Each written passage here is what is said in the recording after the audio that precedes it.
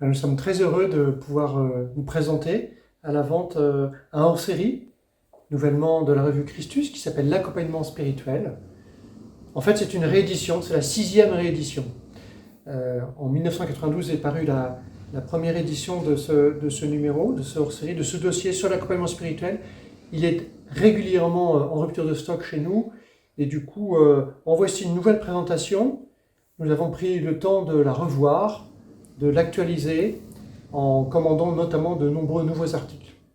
Il marque certainement l'intérêt de nos lecteurs pour ce hors-série, mais aussi l'attente de nos contemporains dans l'Église, dans le monde, sur ce thème de l'accompagnement spirituel.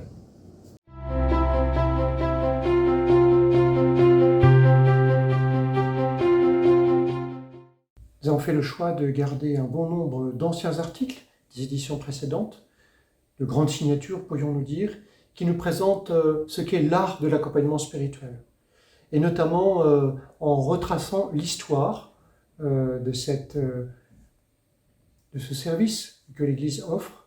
Il est sûr que ce n'est pas un truc récent de l'Occident, mais que cela cet accompagnement puise déjà aux sources des débuts de la vie de l'Église. Déjà, les pères de l'Église et leurs disciples étaient à la recherche de bons pères spirituels, des abbats comme il le disait. Au long des siècles, les dénominations ont pu changer, ont pu varier. On est passé de abbats, de pères spirituels, de mères spirituelles, à directeurs spirituels et aujourd'hui peut-être plus communément d'accompagnateurs spirituels.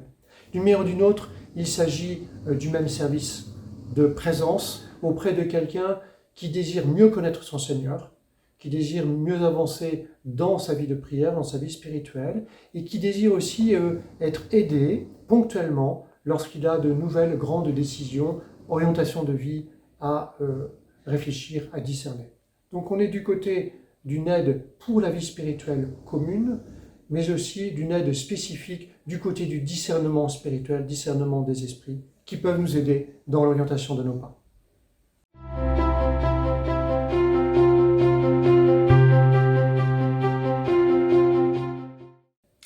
Nous avons commandé également une série de nouveaux articles auprès d'auteurs contemporains du fait de nouvelles situations culturelles, sociétales, ecclésiales.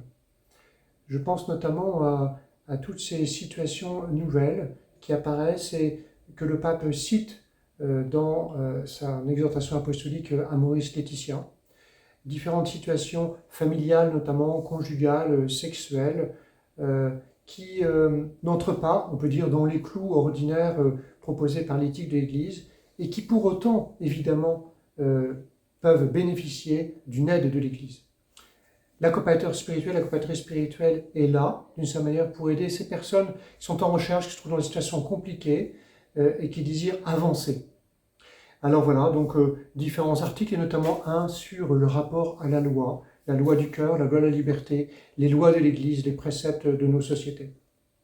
Une autre série de nouveaux articles est liée à l'actualité de l'Église, malheureusement la publication de si nombreux abus d'autorité, voire même sexuels, sur des personnes dans le cadre de relations duelles type accompagnement spirituel ou sacrement de la réconciliation, nous convoque à repenser l'ensemble de la formation et de l'aide auprès des accompagnateurs spirituels. Donc de nombreux articles autour du cadre de l'accompagnement spirituel, mais aussi des articles qui racontent, qui réfléchissent ce que peut être une emprise ordinaire, tout comme des chemins d'une emprise spirituelle. La place de la supervision est également nommée à travers un autre article, et puis ce que nous pouvons entendre par chasteté de l'écoute. Vous trouverez également un nouvel article sur l'accompagnement des jeunes. Il y a comme une spécificité d'accompagner spirituellement des jeunes adultes qui souvent sont encore en attente de formation à la Bible, à la théologie, aux usages de l'Église.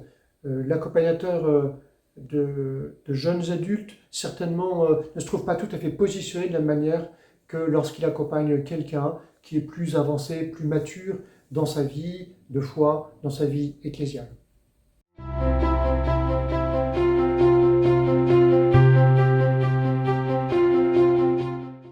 Eh bien, évidemment, on peut penser aux accompagnateurs spirituels pour leur formation continue, mais aussi aux formateurs de nouveaux accompagnateurs spirituels, on peut dire une aide pour la formation initiale. Et puis, de manière beaucoup plus large, certainement, toute personne qui bénéficie elle-même de l'accompagnement spirituel est intéressée par l'histoire de l'Église. On trouvera là, évidemment, de nombreux articles d'histoire, mais aussi de formation et d'aide à la formation. Tout au long de ces pages, nous espérons que vous ferez le même chemin que nous-mêmes, Marie-Caroline Bustaret et puis moi-même, lorsque nous avons aidé les auteurs à rédiger de nouveaux articles, lorsque nous avons relu d'anciens articles, découvrant combien cette situation de l'accompagnement spirituel nous conduit à être comme un chercheur. Nous vivons comme une aventure lorsque nous sommes dans cette relation si particulière de l'accompagnement spirituel. Non pas deux personnes qui seraient face à face, non pas encore moins l'une qui serait en surplomb par rapport à l'autre, mais vraiment deux personnes qui sont côte à côte, à la recherche, à l'écoute des signes que l'Esprit de Dieu peut nous offrir, pour mieux orienter nos pas, pour mieux nous décider, pour grandir en liberté.